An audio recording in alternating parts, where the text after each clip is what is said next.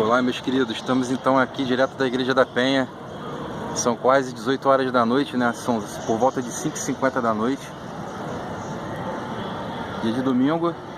E nós vamos falar aqui então rapidamente aqui sobre... Tudo bem com vocês? Aqui está falando então é o historiador André Luiz Suíte. Para vocês verem, estamos aí na Igreja da Penha. Correto? Aqui é a traseira dela. E... basicamente aí nós podemos então estar falando sobre o que seria os fariseus, né?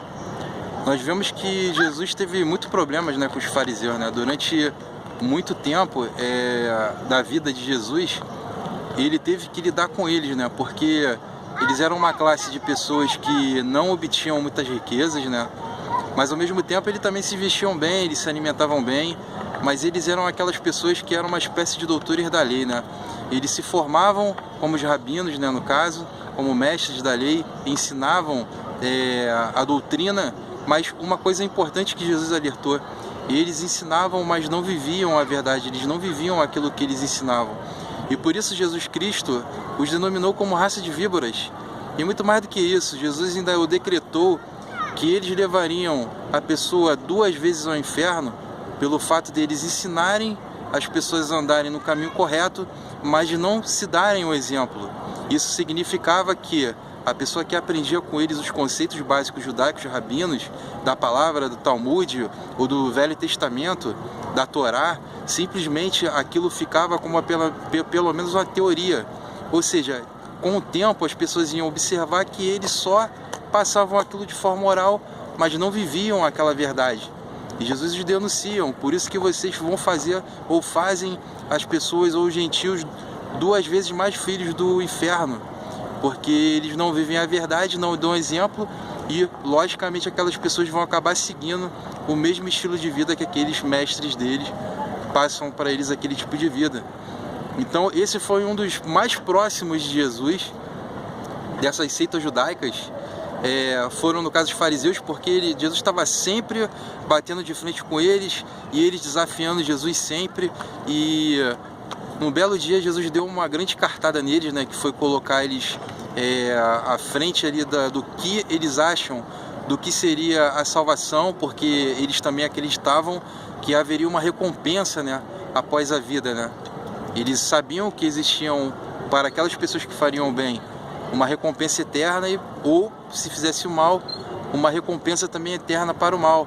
Mas mesmo conscientes dessas realidades, os fariseus, eles ficaram como pedra, um coração de pedra, né? Eles nunca decidiram se converter de fato e aceitar. Eles sabiam que Jesus Cristo de Nazaré era o Filho, e sempre será o Filho de Deus, mas por simplesmente glamour ou por posição, pelo fato de se acharem muito mais inteligentes do que os outros judeus, eles decidiram em seus corações simplesmente não deixarem com que Jesus fosse reconhecido no Sinédrio ou nas sinagogas como Filho de Deus. Eles omitiram, e nós vemos aí depois também o que seria o próprio Estevão sendo apedrejado, né?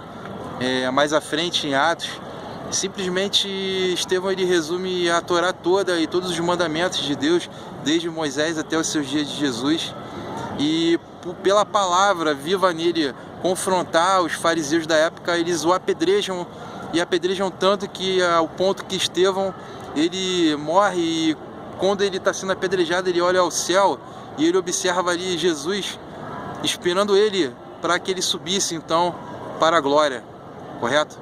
Então a gente vê os fariseus, um dos grandes inimigos do Evangelho, um dos grandes inimigos daqueles que buscam a verdade, e que hoje em dia não tem muita coisa diferente. A gente vê o cristianismo, no caso Constantino criou o cristianismo no intuito de com que o Império Romano ele não morresse.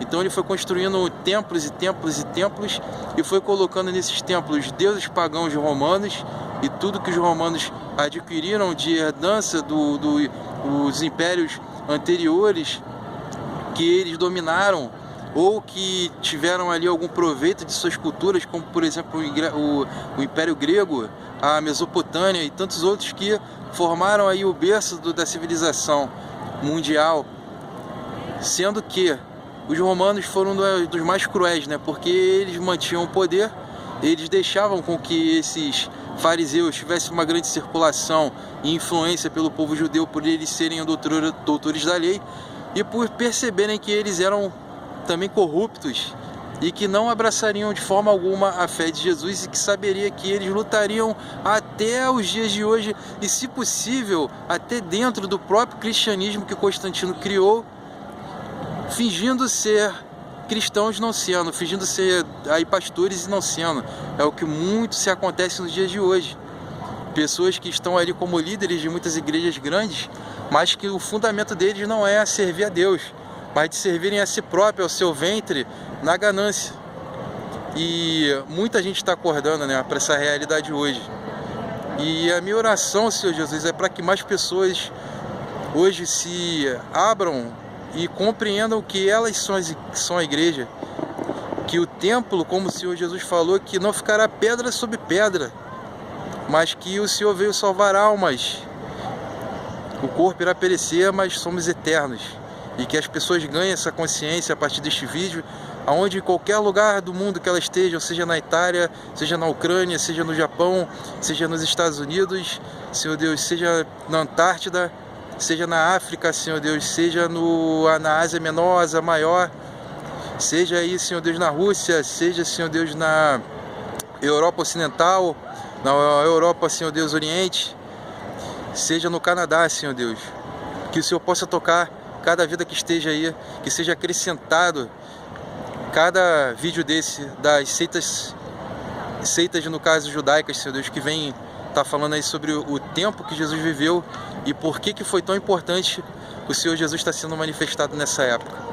Correto? Essa é a minha oração, agradecendo a Deus pelo dia de hoje e que o Senhor Jesus abençoe a vida de vocês grandemente. Um grande abraço aí do historiador, então, André Luiz Suíte.